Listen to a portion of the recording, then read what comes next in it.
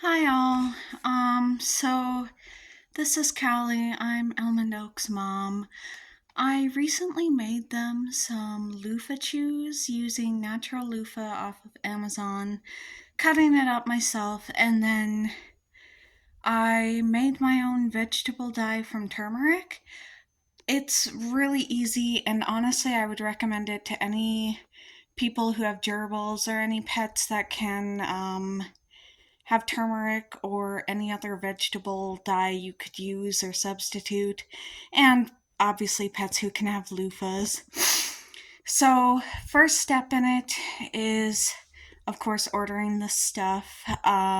Turmeric I found is about $2-3 for more than you'll need for six 4-inch loofahs worth. So turmeric is not going to be the issue. Um, the loofahs I found were about 12 for 6 on Amazon. I'll put the link in the description from where I got them. The link that I got them from, it does have seeds in them. So there are black seeds in the middle that you will have to take out as you cut them. And once you have, honestly, you don't even need to have the loofahs to make the turmeric dye. So once you have the turmeric, get 2 cups of water and 2 tablespoons, I believe it is, of turmeric. I'll double check that. And then you're gonna boil that, mixing it probably with something metal, ideally, so it doesn't like dye it. And you'll mix it for 30 minutes as it simmers. Once that has cooled down, mix it if it's still on the hot burner. I just stored mine in a Ziploc bag so that it could um, not dye anything else of mine. And then it also made a good dyeing way for the rest of the loofahs. Then for the loofahs, once they arrive, you cut them up. I just cut them so that the middles were part of each cut. As I cut them, I was taking out the seeds, and they just are black seeds. Sometimes you have to tear the loofah to get at them properly.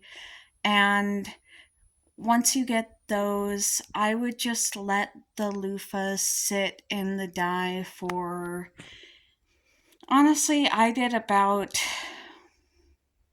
like, for some of them I did an hour, for some of them I did like 4.